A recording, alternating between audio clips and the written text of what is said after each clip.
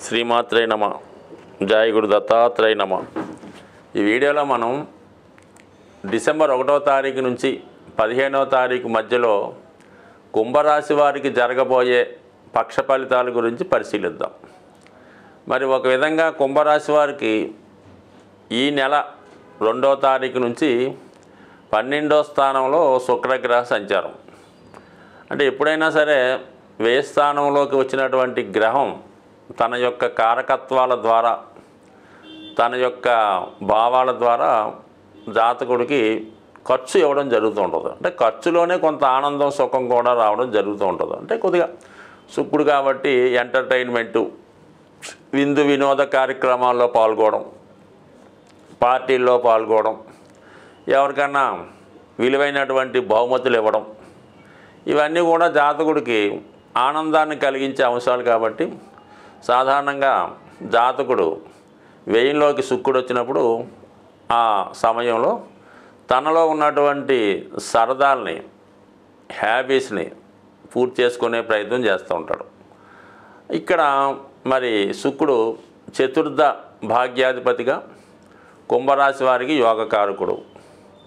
మరి శుక్రుడు వ్యయంలోకి రావడం వల్ల, చతుర్థాధిపతిగా వ్యయంలో రావడం వల్ల జాతకుడు గృహంలోకి అవసరమైనటువంటి సౌకర్యాలు, ఖరీదైన వస్తువులు కొనడం జరుగుతుంది.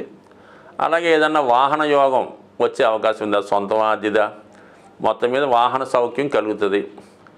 అలాగే గృహంలో ఉన్నటువంటి స్త్రీల యొక్క సంతోషం కొరకు, ఆనందం కొరకు వారికి ఏదైనా మంచి బట్టలు, బంగారు ఆభరణాలు, వజ్ర వైడూర్యాలు లాంటివి కొనే అవకాశం ఉంది వాడి స్థాయిని బట్టి.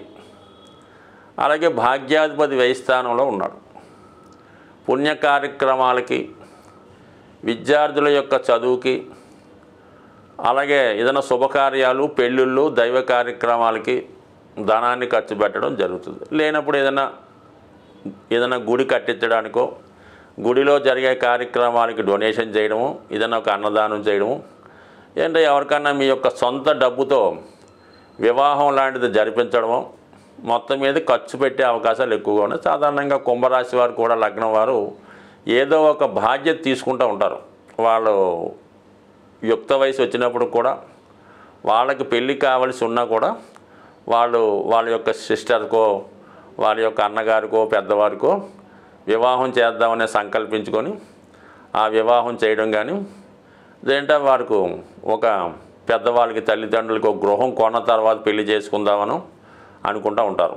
అటువంటి కుంభరాశి, కుంభలగ్నం వారికి ఈ సమయంలో వారి యొక్క జీవిత ఆశయం నెరవేరే అవకాశం ఉంది. దాని తర్వాత వ్యక్తిగతంగా వాళ్ళ యొక్క ప్రోగ్రెస్ కోసం ఆలోచిస్తూ ఉంటారు. ప్రస్తుతానికి మాత్రం ఏదో ఒక పుణ్య కార్యక్రమం చేయడం జరుగుతుంది. ఇక 6వ స్థానంలో కుజగ్రహ సంచారం. దశమాధిపతిగా, తృతీయాధిపతిగా ఉపచయ స్థానంలో 6వ స్థానంలో ఉన్నటువంటి నీచ కుజుడు జాతకుడికి చాలా విజయ అవకాశాలు రావడం జరుగుతూ ఉంటుంది. అటు పోటీ పరీక్షల్లో కానీ, ఇంటర్వ్యూల్లో కానీ, ఉద్యోగ ప్రయత్నాల్లో కానీ, కోర్టు సమస్యల్లో కానీ, అన్నదమ్ములతో ఉన్న గొడవలు కానీ, పోలీస్ స్టేషన్లో ఉన్నటువంటి గొడవలు కానీ మీకు అనుకూలంగా రావడం జరుగుతుంది. ఈ కుజ ప్రభావం ఉన్నప్పుడు క్రీడా రంగం వారికి, పోలీస్ డిపార్ట్మెంట్ వారికి, రియల్ ఎస్టేట్ రంగంలో వారికి చాలా పోటీ ఉన్నప్పుడు కూడా విజయం లభించే అవకాశం ఉంది. ఎప్పుడు కూడా విజయంలో ఉన్నటువంటి ఆనందం గట్టి పోటీ ఉన్నప్పుడే తెలుస్తూ ఉంటుంది. అటువంటి గట్టి పోటీ ఎదుర్కొని జాతకుడు విజయం సాధించడం జరుగుతుంది. చివరికి సుఖవంతం అయ్యే విధంగా ధన లాభాధిపతిగా ఉన్నటువంటి గురువు చతుర్థ స్థాన సంచారం వల్ల జాతకుడు తను అనుకున్న తర్వాత చాలా ప్రశాంతంగా, హ్యాపీగా ఏదైనా ఒక ఆధ్యాత్మిక కేంద్రంలోనో, పుణ్యక్షేత్రంలోనో కాలక్షేపం చేయడం కానీ, కొన్ని రోజులు అక్కడ స్టే చేయడం కానీ జరిగే అవకాశం ఉంది. అలాగే దశమ స్థానంలో ఏర్పడినటువంటి బుధాదిత్య యోగం, రవి యొక్క దిగ్బలం జాతకుడికి వృత్తిలో చాలా కమాండింగ్గా, సిస్టమేటిక్గా, ప్రిన్సిపల్గా ఉంటూ వృత్తిలో అదనపు బాధ్యతలు స్వీకరించే విధంగా జాతకుడి యొక్క స్థితి ఆధారపడడం జరుగుతుంది. సో ఏది ఏమైనప్పుడు కూడా, అన్ని సౌకర్యాలు ఉన్నప్పటికి కూడా, ఏదో అల్లు నోట్లో సామెతలాగా రాశిలో ఉన్నటువంటి శని జాతకుడికి ఇవన్నీ అనుభవించలేని విధంగా ఉండే అవకాశం ఉంది. అన్ని రాశుల వారికి ప్రస్తుతం ఉన్నటువంటి గ్రహస్థితి ప్రకారం ఎలా ఉంటుందంటే, మరి కుజుడు ఈ పక్షం అంతా కూడా నీచ స్థితిలో ఉండడం వల్ల అది సహజ చతుర్థ స్థానం అవటం వల్ల చాలా వరకు గృహంలో ఒక అసంతృప్తికరమైనటువంటి వాతావరణం కనబడుతూ ఉంటుంది. అలాగే ఆర్థిక పరంగా కూడా చాలా వరకు ఏదో ఒక చికాకు రావడం జరుగుతూ ఉంటుంది.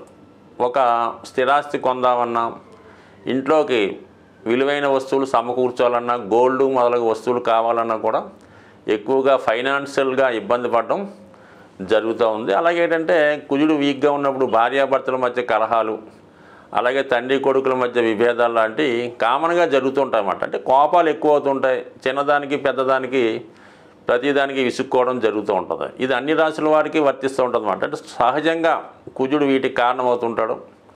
అలాగే శుక్రుడు కుజుడు యొక్క సమసప్తక స్థితి జాతకుడు కొన్ని బలహీనతలకు లోనై ఏదో ఒక వ్యసనానికి మనీని ఎక్కువ ఖర్చు పెట్టడం జరుగుతూ ఉంటుంది. సో ఇటువంటి వాటి నుంచి బయటపడడానికి కూడా ప్రతి నెలలో కూడా ఏదో ఒక పండగ లాంటిది, ఒక ఈ దోష నివారణకి కొన్ని పుణ్య పర్వదినాలు వస్తూ జరుగుతుంటాయి.